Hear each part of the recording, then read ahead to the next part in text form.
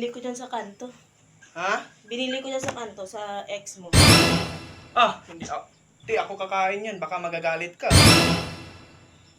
Ulam lang yan, binili ko yun para kainin natin. Tara na. Hindi na.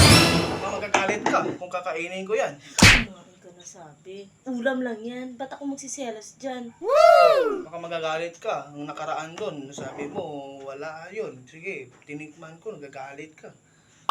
Ano na Nice. yan? Pass in pass na yun. Sige na, kumain ka na. O sige, sigurado ka ha. Tikman ko nga. Sarap!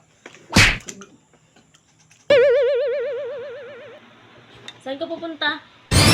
Doon, sa labas, bibili ng ulam ko. Kasi kung yan ang ulamin ko, magagalit ka naman eh. Yung binili mo ng galing sa ex ko. Kaya doon ako sa labas, bibili mo na ng ulam. Kasi gutom na ako. Ka? Kaya nga, bibili lang ako ng ulam. Kasi kung yung ulam binibili niya na galing sa ex ko, magagalit siya kung kakainin ko. Kaya bibili lang ako ng bago. Hindi na ako kakainin yun. Hanggang kailan, hindi ako kakainin yun. Bahala na.